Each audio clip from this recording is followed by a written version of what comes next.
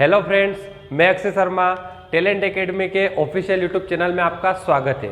तो दोस्तों, आज हम मैथ्स नहीं पढ़ेंगे, आज हम पढ़ेंगे बायोलॉजी। आपको अच्छे से दिख रहा होगा बायोलॉजी क्यों पढ़ेंगे, क्योंकि आने वाले जितने भी एग्जाम है, चाहे वो जेल प्रहरी का हो, मध्य प्रदेश पुलिस का हो, रेलवे में डी ग्रुप, एनटीपीसी का हो, एसएससी का पेपर हो, साइंस हर एग्जाम में पूछा जाता है। तो दोस्तों चलते हैं, हम आज शुरुआत करेंगे बायोलॉजी से। तो दोस्तों, आपको हर एक चीज अच्छे से पढ़ाई जाएगी। आपको क्या करना है, हमारी जो क्लास है उसको बड़े ध्यान से देखना है, और उसके बाद आप किसी भी बुक को फॉलो करोगे तो आप बायोलॉजी के जो वर्ड होते हैं, जो आपको याद नहीं होते, उनको बहुत ही आसानी से समझ सकते हो। तो दोस्तों, आपको दिख रहा होगा बायोलॉजी। तो सबसे पहला क्वेश्चन यहीं से पूछा जाता है कि बायोलॉजी शब्द किस भाषा का है, या बायोलॉजी शब्द किस लैंग्वेज से लिया गया है। तो ये जो बायोलॉजी शब्द है, ये कौन सी लैंग्वेज का है, तो ये आपको पता होना चाहिए कि ये ग्रीक लैंग्वेज का है, यानी कौन सा टर्म है, ग्रीक टर्म है। अब फिर बायोलॉजी का मतलब क्या होता है, तो बायोलॉजी का मतलब होता है जीवन का अध्ययन। बायोलॉजी का मतलब क्या होता है, जीवन का अध्ययन। अब देखिए इधर ध्यान से, अब बायोलॉजी जो है दो शब्दों से मिलकर बना है। बायोलॉजी जो है दो शब्दों से मिलकर बना है, एक बायो और दूसरा है लॉजी। तो आपको एक चीज ध्यान रखनी है, आप कभी भी बायोलॉजी पढ़ो तो लॉजी शब्द आपको कहीं भी दिखिए, लॉजी शब्द आपको कहीं भी दिखिए, इसका मतलब क्या होता है, टू स्टडी। इसका मतलब क्या होता है, टू स्टडी, मतलब अध्ययन करना। इसका मतलब क्या होता है, अध्ययन करना।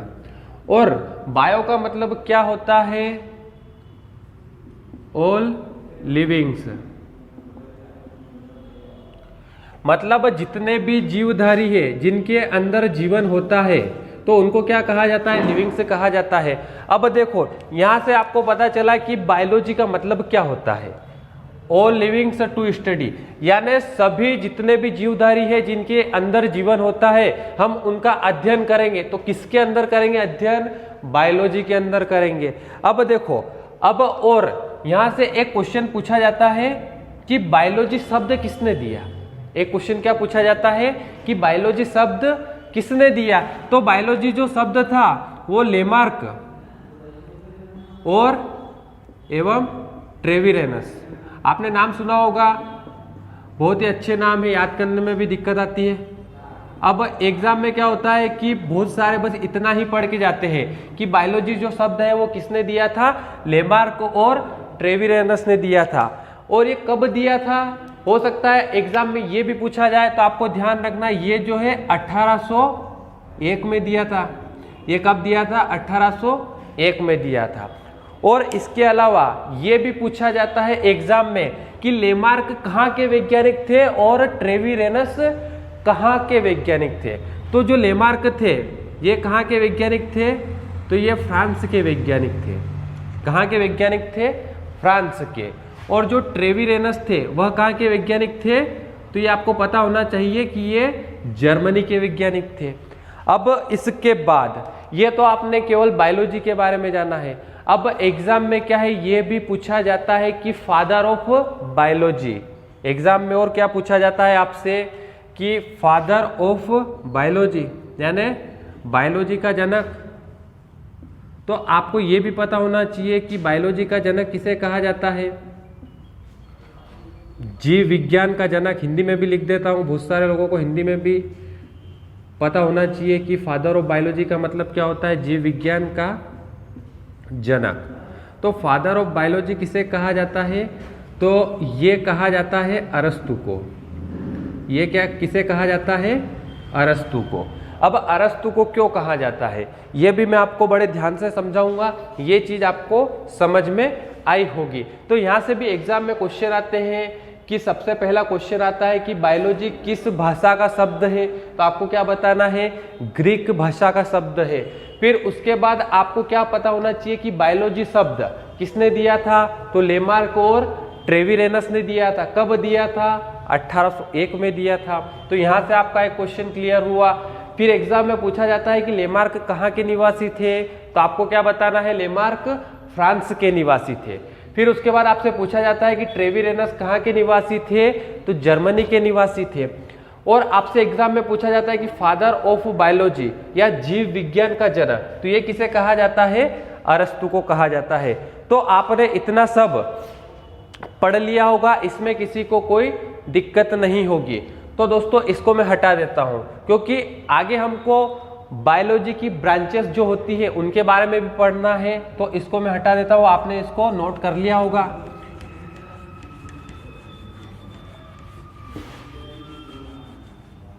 अब देखो दोस्तों, बायोलॉजी की जो ब्रांचेस होती है वो बहुत सारी होती है। मतलब आप बायोलॉजी के बारे में पढ़ोगे ना तो इसकी बहुत सारी ब्रांचेस होती है। आपने पढ़ा होगा या आपने देखा होगा cardiology, dermatology, botany, zoology, microbiology, genetics, मतलब इसकी बहुत सारी ब्रांचेस होती है। लेकिन आपको इतनी ब्रांचेस नहीं पढ़ना है, आपको केवल कितना पढ़ना है जितना हमारे कंपटीशन एग्जाम में पूछा जाता है, नॉर्मल साइंस या जनरल साइंस। अब देखो, हमें बायोलॉजी की केवल मेन 2 ब्रांच के बारे में पढ़ना है। एक ब्रांच है जिसका नाम है बॉटनी,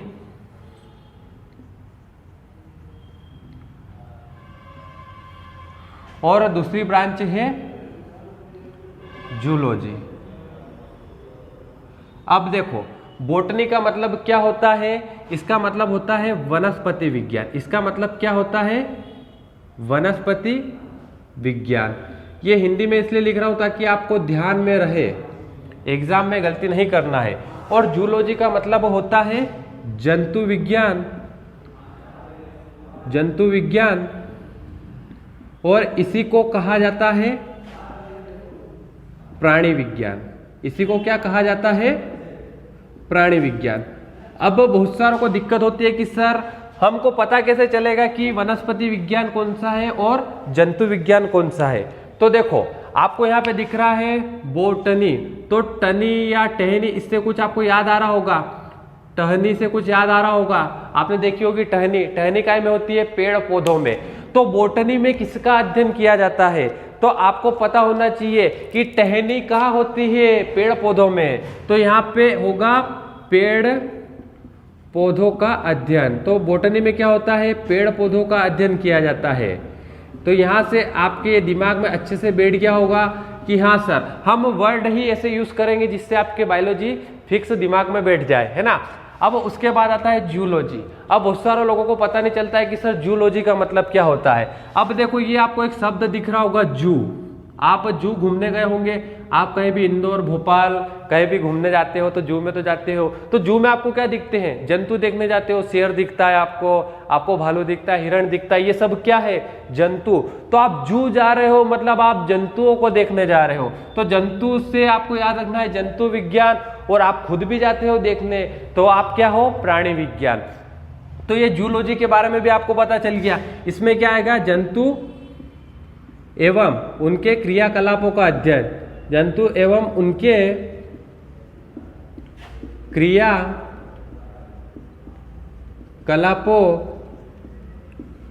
का अध्ययन। तो यहां पे किसी को कोई दिक्कत नहीं हुई होगी, बहुत ही अच्छा समझ में आ रहा होगा आपको। अब एग्जाम में क्वेश्चन पूछा जाता है कि सर यहां तक तो हमें बात समझ में आई।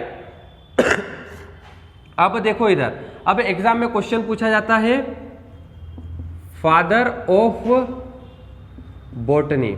एग्जाम में क्या क्वेश्चन पूछा जाता है कि फादर ऑफ बॉटनी या वनस्पति विज्ञान का जनक किसे कहा जाता है।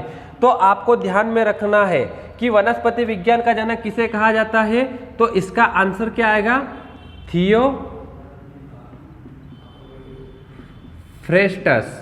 अब इनको वनस्पति विज्ञान का जनक क्यों कहा जाता है, तो इन्होंने क्या किया था कि 500 पेड़ लिए थे, मतलब 500 से अधिक पेड़ पौधे थे, उनकी मॉर्फोलॉजी का अध्ययन किया था। मतलब 500 पेड़ पौधे जो थे उनकी क्या करा था इन्होंने, मॉर्फोलॉजी का अध्ययन किया था। अब ये मॉर्फोलॉजी क्या होता है, तो इसको हिंदी में कहा जाता है आकार की, आकारिकी। अब देखिए इधर ये आकार की आपको पता चला, लेकिन फिर भी आपको अभी तक ये पता नहीं चला कि सर मॉर्फोलॉजी क्या होता है। तो मॉर्फोलॉजी का मतलब होता है, इधर देखिए मॉर्फोलॉजी का मतलब होता है प्लांट के विजिबल पार्ट, प्लांट के विजिबल पार्ट। अब ये इसका मतलब क्या होता है, आप पेड़ पौधों को देखते हो तो उनमें आप उनके कौन कौन से पार्ट देख सकते हो, आप पत्ती देख सकते हो, उसका तना देख सकते हो, उसकी शाखाएं देख सकते हो। तो मतलब प्लांट के जितने भी विजिबल पार्ट थे उन सबका अध्ययन किया था, और कितने पेड़ पौधों पर किया था, 500 से अधिक। इस कारण इनको क्या कहा जाता है, फादर ऑफ बॉटनी कहा जाता है। अब एग्जाम में क्वेश्चन पूछा जाता है कि फादर ऑफ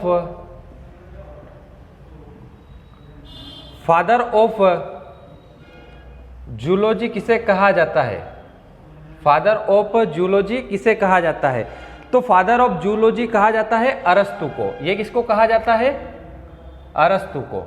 अब अरस्तु को क्यों कहा जाएगा, इन्होंने भी एक बहुत अच्छा काम किया था। वो अच्छा काम क्या था कि इन्होंने 500 से अधिक जीव जंतुओं का अध्ययन किया था, 500 से अधिक जीव जंतुओं का अध्ययन किया था। इसकी वजह से इनको क्या कहा जाता है, फादर ऑफ जूलॉजी। अब एग्जाम में एक मोस्ट इंपोर्टेंट क्वेश्चन है जो बहुत ही बार पूछा जाता है। अब वो क्वेश्चन क्या है कि फादर ऑफ बॉटनी तो थियोफ्रेस्टस को कहा जाता है, लेकिन इनकी एक फेमस बुक भी है इनकी क्या है, एक फेमस बुक भी है। तो उस बुक के बारे में भी आपको पता होना चाहिए। तो जो थियोफ्रेस्टस है इनकी एक फेमस बुक है, तो उस फेमस बुक का नाम है, यहां पे लिख देता हूं, इन्होंने एक फेमस बुक लिखी है और उस बुक का नाम है Historia of plantarum, Historia of plantarum. ये इनकी फेमस बुक है और एग्जाम में इस बुक के बारे में पूछा जाता है कि हिस्टोरिया ऑफ प्लांटेरम बुक किसने लिखी है। तो आपको पता होना चाहिए किसने लिखी है, थियोफ्रेस्टस ने लिखी है। अब देखिए इधर, अब ऐसे ही एक बुक किसने लिखी है, अरस्तु ने लिखी है। तो आपको अरस्तु के द्वारा लिखी गई बुक का भी नाम पता होना चाहिए। तो अरस्तु ने जो बुक लिखी है इनकी भी एक फेमस बुक है, उस बुक के बारे में भी मैं आपको बता देता हूं कि फादर ऑफ जूलॉजी यानी अरस्तु ने कौन सी बुक लिखी है। तो अरस्तु ने जो बुक लिखी है उसका नाम है हिस्टोरिया ऑफ एनिमेलियम। तो एग्जाम में इस बुक के बारे में भी पूछा जाता है कि हिस्टोरिया ऑफ एनिमेलियम बुक किसने लिखी है। तो ये आपको पता होना चाहिए कि ये किसने लिखी है, ये अरस्तु ने लिखी है। तो आपको पता चला कि सर बॉटनी और जूलॉजी अगर इनके बारे में भी हम अच्छे से पढ़े तो यहां से भी एग्जाम में क्वेश्चन बनते हैं। कैसे कि बायोलॉजी की मेन कौन सी दो ब्रांच होती है, तो आप बता दोगे कि सर बॉटनी और जूलॉजी होती है। फादर ऑफ बॉटनी किसे कहा जाता है, थियोफ्रेस्टस को कहा जाता है। क्यों कहा जाता है, क्योंकि सर इन्होंने एक फेमस बुक लिखी थी हिस्टोरिया ऑफ प्लांटेरम, जिसके अंदर 500 से अधिक पेड़ पौधों की इन्होंने मॉर्फोलॉजी दी थी, यानी 500 से अधिक पेड़ पौधों के बारे में इन्होंने बताया था कि उनके कौन कौन से भाग विजिबल है और इनमें क्या क्या समानताएं हैं, क्या क्या असमानताएं हैं। फिर आप जूलॉजी में देखोगे कि फादर ऑफ जूलॉजी किसे कहा जाता है, अरस्तु को कहा जाता है। और इन्होंने एक फेमस बुक लिखी थी जिसका नाम क्या है, हिस्टोरिया ऑफ एनिमेलियम। इसमें क्या किया था, इन्होंने जीव जंतुओं के बारे में बताया था। अब इन दोनों ने 500 बुकों का अध्ययन किया, फिर भी फादर ऑफ बायोलॉजी अरस्तु को क्यों कहा जाता है, यह भी आपके दिमाग में चल रहा होगा। अब देखिए, अब आप मुझे एक चीज बताओ कि अगर पेड़ पौधों के बारे में अध्ययन करना आसान है या जंतुओं के बारे में। तो आप बोलोगे कि सर पेड़ पौधे तो हमारे आसपास दिखते हैं तो हम उनका अध्ययन आराम से कर सकते हैं। मतलब आप 500 प्रकार के पेड़ जो देखोगे आराम से आप खोज सकते हो, लेकिन 500 प्रकार के जंतु आप ढूंढने जाओगे तो आपको नहीं मिलेंगे। मतलब इस पर काम करना क्या था, थोड़ा टफ था। इस वजह से फादर ऑफ बायोलॉजी भी किसे कहा गया है, अरस्तु को कहा गया है। तो ये आपने नोट कर लिया होगा और ये आपको बहुत अच्छे से समझ आया होगा। अब देखिए, इसमें थोड़ी सी बातें और पढ़ेंगे जहां से एग्जाम में क्वेश्चन पूछे जाते हैं, तो इसको मैं हटा देता हूं। तो इसमें किसी को कोई दिक्कत नहीं होगी।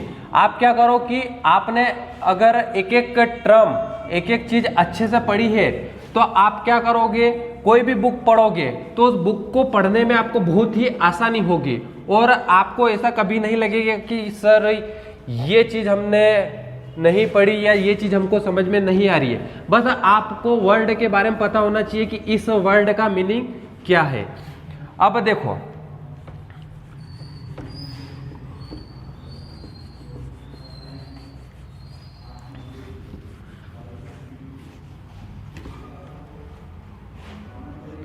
अब हम पढ़ेंगे जीवधारियों का वर्गीकरण। अब हम क्या पढ़ेंगे, जीवधारियों का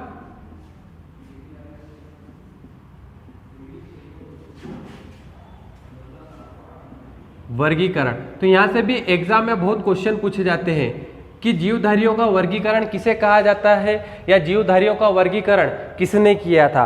तो सबसे पहले यही क्वेश्चन पूछा जाता है कि जीवधारियों का वर्गीकरण किसने किया था। तो ये जो किया था जीवधारियों का वर्गीकरण, ये किया था केरोलस लिनियस ने। इस कारण इन्होंने क्या किया था कि जीवधारियों का वर्गीकरण किया था। तो एग्जाम में पूछा जाता है कि जीवधारियों का वर्गीकरण या वर्गीकी का पिता। मैं इसको पूरा लिख देता हूं ताकि आपको एग्जाम में या आपको नोट्स बनाने में कोई प्रॉब्लम ना हो। वर्गीकी का पिता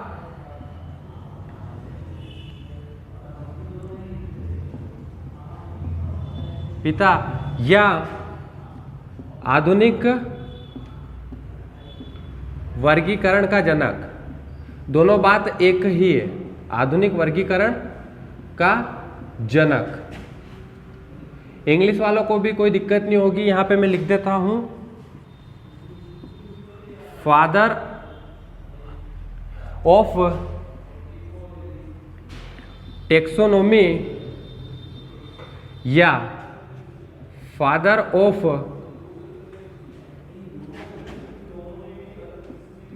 मॉडर्न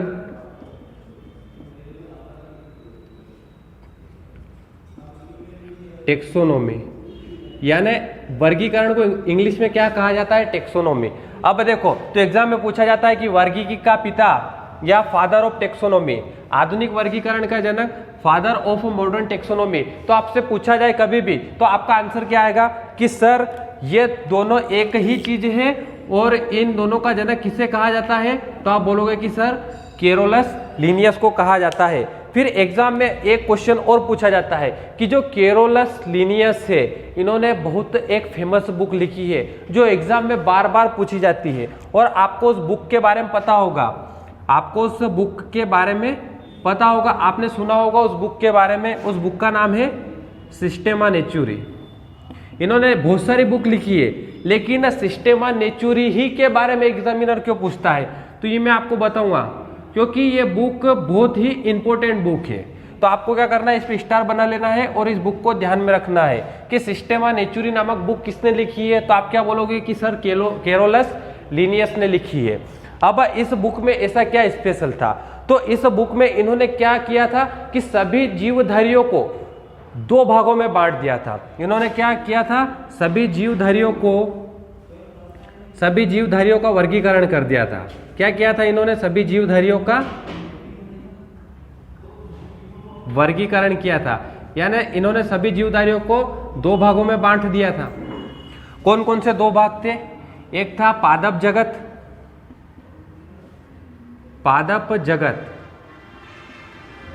और दूसरा था जंतु जगत। तो इसको इंग्लिश में लिख देता हूं मैं, क्योंकि साथ साथ में बायोलॉजी क्या होती है, आप साइंस पढ़ो तो इंग्लिश के टर्म भी याद करा करो। क्योंकि एग्जाम में क्या होता है कि हिंदी में न देकर अगर इंग्लिश में दे दिया जाए तो आप क्या करते हो कि याद होते हुए भी क्वेश्चन छोड़ के आ जाते हो। तो मैं इसलिए साथ साथ में इंग्लिश के वर्ड भी यूज कर रहा हूं। तो यहां पे क्या आएगा, प्लांट किंगडम।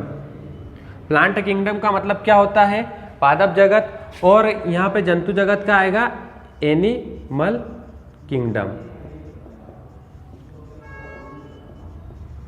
तो आपको यह पता होना चाहिए कि इन्होंने एक फेमस बुक लिखी थी जिसका नाम था सिस्टेमा नेचुरी, और उसमें क्या किया था कि संपूर्ण जीवधारियों को दो भागों में बांट दिया था। कौन कौन से? पादप जगत और जंतु जगत, यानी प्लांट किंगडम और एनिमल किंगडम।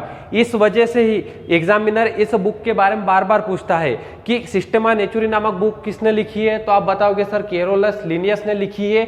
और ऐसा क्या स्पेशल था इसमें, तो ये भी आपको पता चल गया है कि सर इसमें ये स्पेशल था कि संपूर्ण जीवधारियों को दो भागों में बांट दिया था, पादप जगत और जंतु जगत। अब एक चीज और आपने सुना होगा, जीवों के नाम की द्विनाम पद्धति। मतलब आप देखोगे कि आप अदरक को इंग्लिश में क्या बोलते हो, या अदरक का साइंटिफिक नेम क्या है, तो आप बोलोगे जिंजीबर, ऐसा कुछ है।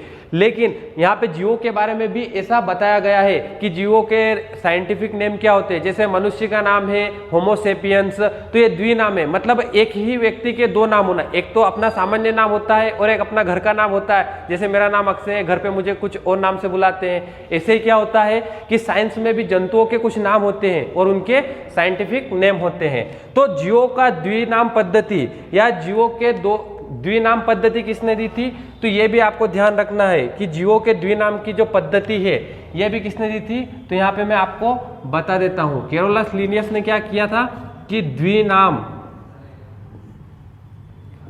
पद्धति दी थी, मतलब किसी भी एक ही व्यक्ति के दो नाम होना। जैसे मैं आपको एग्जाम्पल में बता देता हूं, उदाहरण लिख के बता देता हूं, है ना, उदाहरण, तो आपको इससे ध्यान में रहेगा।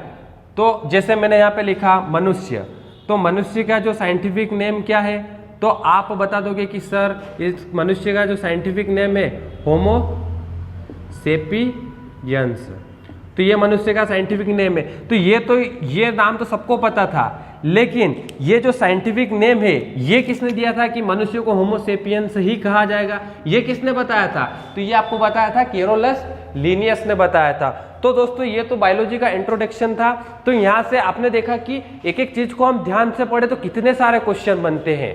तो आज आपने बायोलॉजी के बारे में जाना कि बायोलॉजी क्या होती है, बायोलॉजी का जनक किसे कहा जाता है, इसके अंदर कौन सी ब्रांचेस होती है और इसके अंदर और क्या क्या चीजें होती है जो एग्जामिनर हमसे पूछ लेता है और हम गलती कर देते हैं। तो दोस्तों कल से हम बायोलॉजी के जो मेन टॉपिक है जो एग्जाम में पूछे जाते हैं, वो चाहे वो कोई सा भी एग्जाम हो, तो आपको क्या करेंगे, हम टॉपिक वाइज पढ़ाएंगे। जैसे आज आपने बहुत ही अच्छे से बायोलॉजी का इंट्रोडक्शन किया, उसी प्रकार हम कल अच्छे से टॉपिक वाइज शुरुआत करेंगे।